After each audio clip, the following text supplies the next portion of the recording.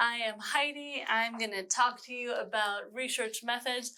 I started my other conversations in the other rooms by introducing myself and telling you a little bit about my research.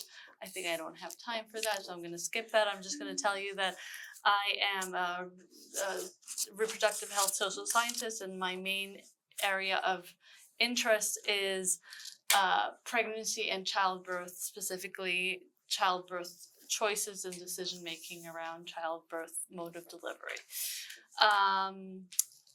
But I'm here to talk to you about research methods, and I'll get right to it. On the agenda today is to talk about research types and how they align with research questions, to talk about survey methodology, and hopefully we'll have time to talk about REDCap and about power analysis. Now, we're going to start with talking about research typology. Research typology are different categories where you can break down types of research. Now, this is not exhaustive, but this is really important in trying to define your research and things to consider when you want to answer the question, how am I going to go and how am I going to answer my research question? So you have a great research idea and you want to go about operationalizing it into research. And these are some considerations in how to conduct your research. So you got to think about what's the purpose of your research, what method do you want to use, what's the nature of the data, what kind of time dimension do you want to have. So let's talk about these a little bit. So what's the purpose of your research? Why are you doing your research?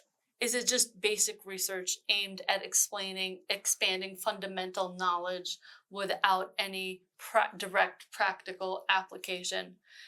Is it applied research that is focused on solving a specific practical problem that has that's aimed at improving the human condition, so it has real applied applications? Is it an evaluation research that assesses the effectiveness of the program or a product, that the focus of the research is the program or product itself? Or is it action research, which involves really this cyclical process of planning, acting, observing, reflecting, changing to solve this immediate problem and improve practice? So that's one thing to consider. What's the purpose of you doing this research? What's the method of this research? And I think this is the easiest to answer. Is it quantitative, looking at numerical data that you can then conduct statistical analysis with? Or is it qualitative, so non-numerical data, using interviews, using observations, analyzing TikTok videos, right? Or is it mixed methods where you combine analysis of qualitative and quantitative to really gain an in-depth, rich understanding of the phenomenon? And there's many ways to mix data as well. And each of these slides today could be a whole class in itself, by the way. What is the nature of the data? Right? What's the nature of the research that you're doing? Is it descriptive research that describes the characteristics of a phenomenon or of a population, that doesn't answer the questions of how, what, where, when, but rather just describing it? Is it exploratory, that is aimed to investigate the problem that's not yet been clearly defined? So you're just first investigating the problem that's in its infancy, that we don't know much about this phenomenon yet? Or is it explanatory, that looks at cause and effect relationships between the variables? So that's like the next level up in something that we know more about. So we want to understand the relationships better. Or is it predictive research that focuses on a future phenomenon? What's the time dimension? Is it cross-sectional, all happened at the same time? Is it longitudinal or prospective? Or is it retrospective? what about the data source? Is it primary? So are you collecting data for the study? Using surveys? Are you collecting new blood? Or is it secondary, that you're using existing data, like the TikTok videos or EMR, right? And then a very important thing is, what kind of control do you have over your variables? Now, control over variables is important in the sense that what kind of bias do external components have over your study results? So, do external variables like the researcher, like other health conditions, have over your results? Or are you able to isolate them in an experimental design where you blind the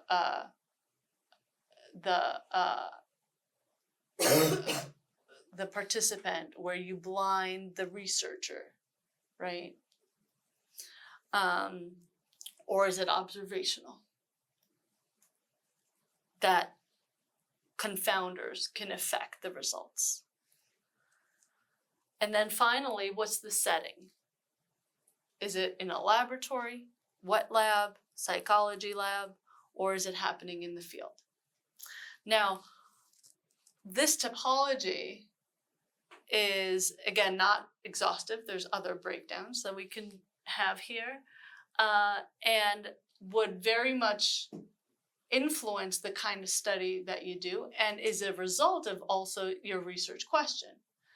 But your research question can be answered in different ways, and you can break it down based on these things. But it's not only science that would define how you answer these questions. What other things would define how you would answer this question? You could have a great research idea. You would have a great research idea. And if you go just by science, you would pick it to be, it would be an action research using mixed methods, and it would be explanatory and longitudinal. But not only science goes into defining these things. What else goes into defining these things? Logistics, feasibility, right? Ethics. Money, time, if you're on your RRD, right, you have a year and a half, you're probably not going to do a RCT, right? Even though some people do that, right? It's challenging, right? If you have a rare disease, then, access to your study population, right? So there's a lot of real world components that are going to go into what kind of study you're going to have. Study design is a result of your research question and of the study topology. Now, this is not all of the study designs, but just the common ones in OBGYN.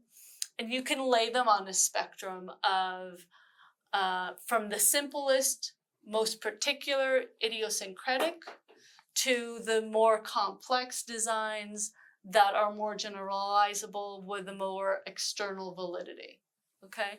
Starting from case reports and case series that are about a particular patient with specific symptoms, through observational cross-sectional studies at a single time point, through cohort studies that are about a cohort of patients with a common illness or a condition over a course of time, through case control studies comparing patients that have a condition and don't over a course of time, through quasi-experimental designs, of different types through randomized controlled trials that are the gold standard of generalizability.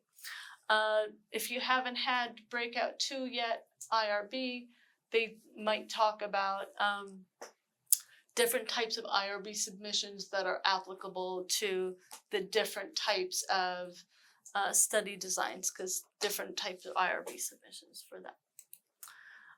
Now we have a little exercise. I hope you have your pens and pencils. This is not a test. You're not going to be graded, but this is just to kind of work your noodle. And yeah, wow, I must sound on the recording. But so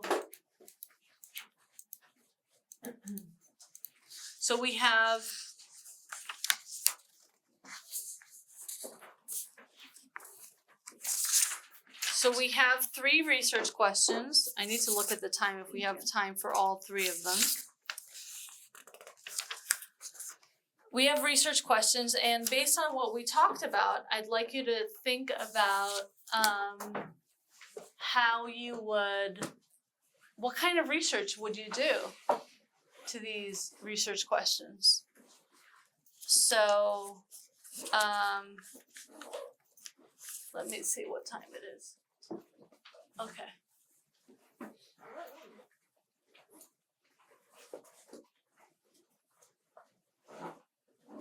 So let's give this like 3 minutes.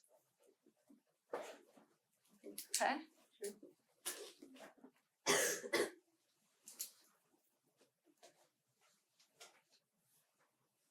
And at the bottom you have like a glossary.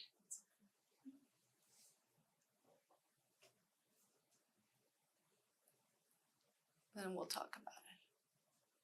And again, there's no one way.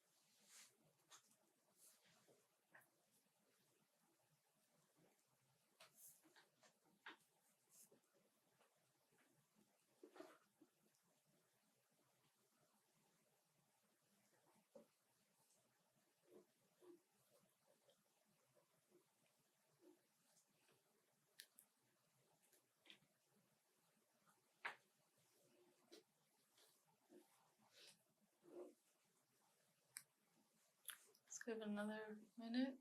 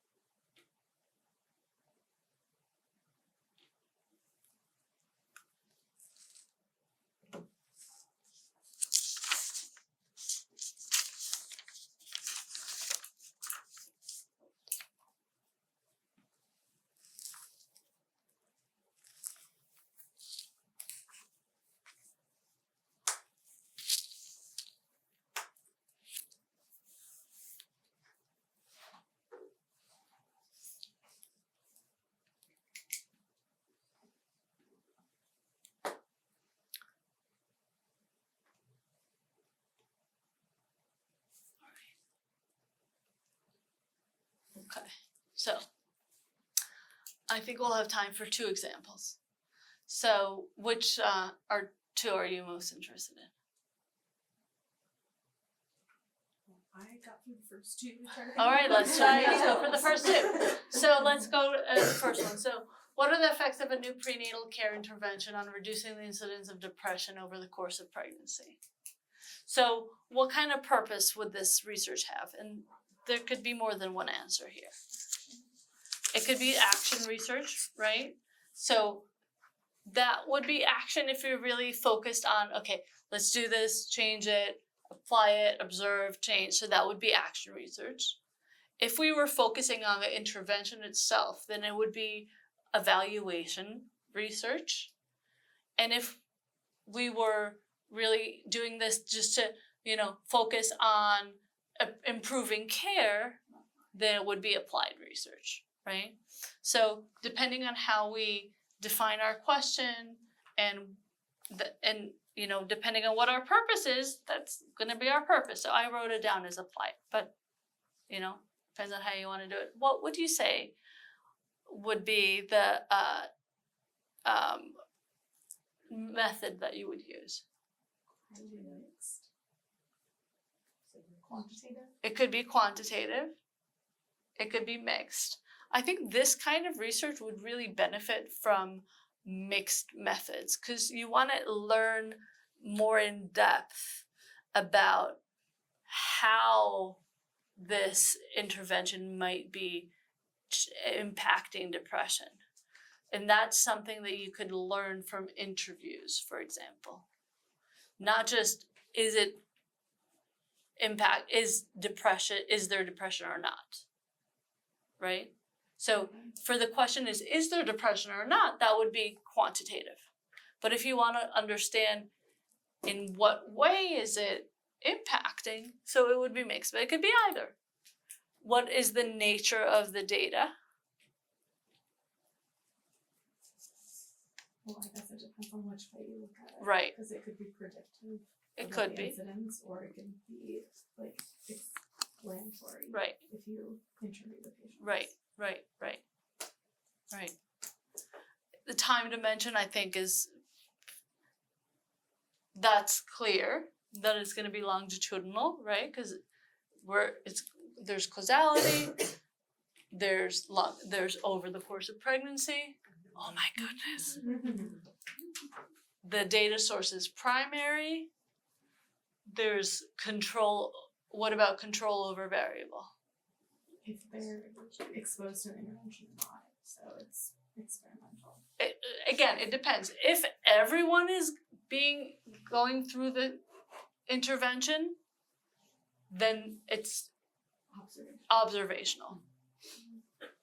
If one clinic has it and one clinic doesn't, then it's quasi-experimental. If we're randomizing them, then it would be experimental, right? And the setting would be in a field.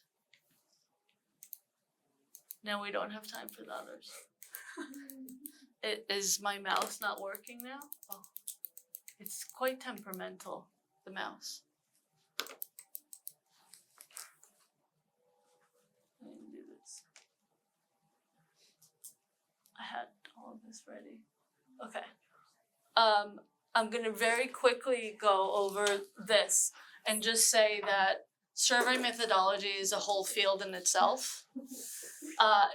Surveys are a great way to get patient-reported outcome, both psychological, behavioral, and medical information from patients.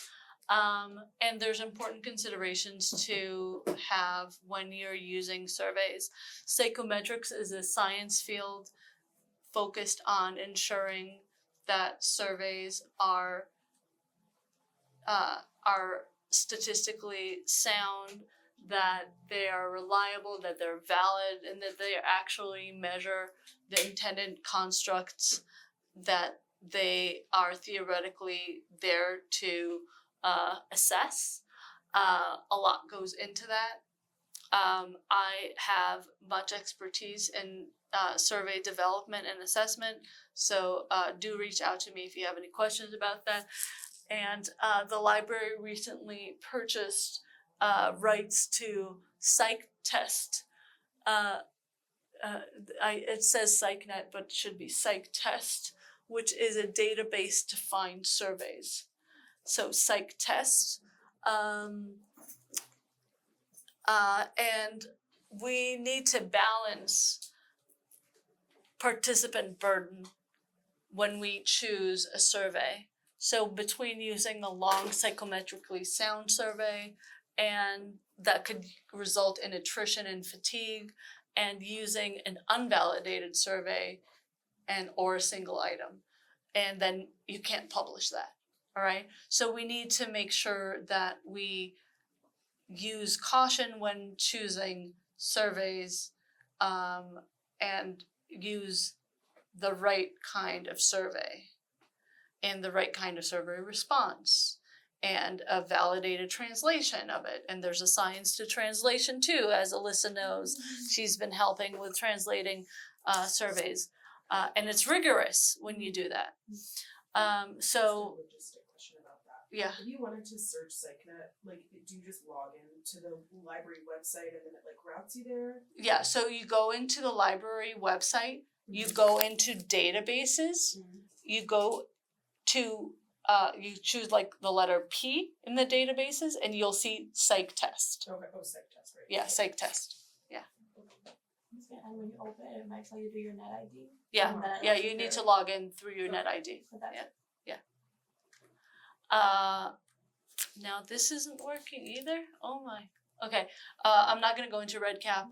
REDCap is the data collection software that is critical to use for various reasons when you're doing research, both for surveys and for data abstraction. We do not collect data on Excel spreadsheets. Very, very important for various reasons that we use REDCap. Power analysis. This is gonna tickle something in the back of your brain. Null hypothesis, type 1 error, type 2 error. We want to make sure that any research that we do is powered to be able to detect the true positive. And this is where power analysis comes in, because it helps us determine the likelihood that a study that we will do will be able to detect an effect when there is one to be detected. Okay? We don't want to go about and conduct a study that is not powered to detect the effect, that is not powered to detect an effect. So, again, okay, so what goes into conducting power analysis? These are the 4 parameters that go into calculating a power analysis. The effect size, so the magnitude of the effect that we are, the magnitude of the association that we are looking to detect. The sample size, the significance level, and the power of the probability of the true positive. So these 4 parameters go into the calculation using different types of software. I use GPower, and the kind of statistical test that you are planning to conduct. With these 4 parameters, I conduct, in our field, 2 types of power analysis. One is a priori, which would be a computation of the required sample size needed to detect the effect, or a sensitivity. So given a known sample size, I'll tell you what is the effect that you will be able to detect. So that's it.